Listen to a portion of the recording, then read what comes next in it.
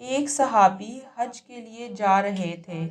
اس زمانے میں لوگ پیدل حج کے لیے جاتے تھے۔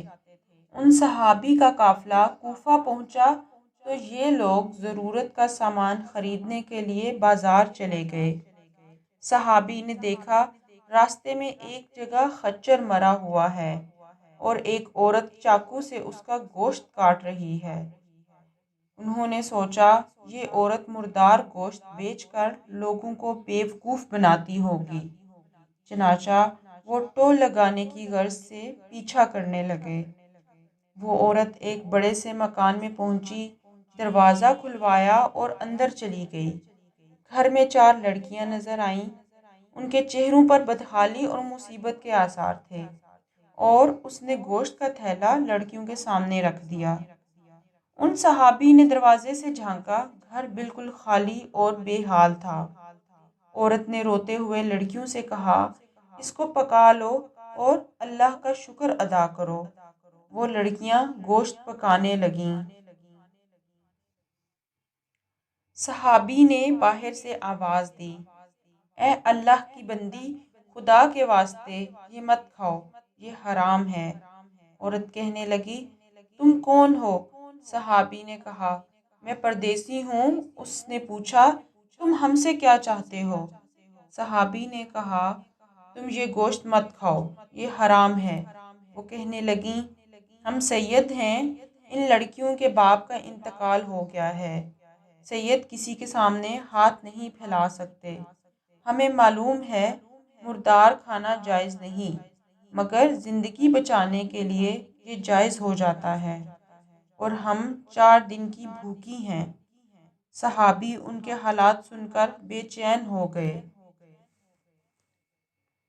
قافلے میں واپس گئے اور ساتھیوں سے کہا، میں حج کے لیے نہیں جا رہا۔ انہوں نے اپنا سامان اٹھایا۔ ان کے پاس 600 درہم تھے۔ وہ لیے بازار گئے، 100 درہم کا آٹا اور کھانے پینے کا سامان خریدا، اور باقی درہم آٹے میں چھپا کر اس عورت کے گھر پہنچ گئے اور اپنا سارا سامان اور آٹا اس کے حوالے کر دیا۔ اس نے شکر کیا اور دعا دی، اللہ تیرے گناہ معاف کرے، تجھے حج کا ثواب دے اور اپنی جنت میں جگہ دے، اور ایسا بدلہ دے کہ جسے سن کر لوگ تم پر رشک کریں۔ حج کا قافلہ روانہ ہو گیا اور صحابی کوفہ میں رک گئے۔ ان کا خیال تھا کہ جب حاجی واپس آئیں گے تو ان سے اپنے لیے دعا کرواؤں گا۔ حاجیوں کا پہلا قافلہ واپس آیا تو کہنے لگے، کیسی دعا؟ ایک حاجی دوسرے حاجی کو دعا کا بھلا کیوں کہے گا؟ صحابی نے کہا، میں تو بد نصیب ہوں جو اللہ کے دروازے پر حاضری نہیں دے سکا۔ انہوں نے کہا، افسوس کی بات ہے کہ آپ جھوٹ بول رہے ہیں، آپ تو ہمارے ساتھ عرفات کے میدان میں بھی تھے اور ہمارے ساتھ طواف بھی کرتے رہے۔ صحابی حیران ہوئے اور سوچنے لگے، یہ کیا ماجرا ہے؟ پھر دوسرا قافلہ واپس آیا تو صحابی نے ان کو بھی مبارکباد دی، تو وہ حیرت سے پوچھنے لگے، تم ہم سے پہلے واپس کوفہ کیسے پہنچے؟ صحابی نے بتایا، میں تو تم سب کو روانہ کر کے یہیں رک گیا۔ وہ سب کہنے لگے، تم مذاق کر رہے ہو، تم ہمارے ساتھ حج میں برابر شریک تھے۔ صحابی کی حیرت میں اضافہ ہو گیا۔ اسی لمحے ایک شخص بولا، تم مان کیوں نہیں رہے؟ تم ہمارے ساتھ تھے، تم تو ہمارے ساتھ مکہ بھی تھے اور مدینہ بھی، بلکہ روضہ رسول کی زیارت کے بعد ہم جب باہر آ رہے تھے تو تم نے باب جبرائیل کے سامنے کھڑے ہو کر میرے پاس یہ تھیلی امانتاً رکھوائی تھی، یہ لو تھیلی۔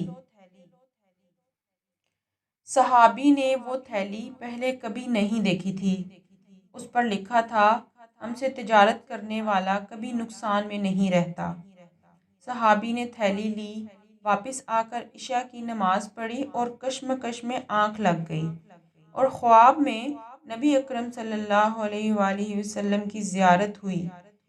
رسول صلی اللہ علیہ وآلہ وسلم نے تبسم فرمایا اور ارشاد فرمایا، اے صحابی، ہم تمہیں کتنے گواہ پیش کریں کہ تم نے حج کیا ہے؟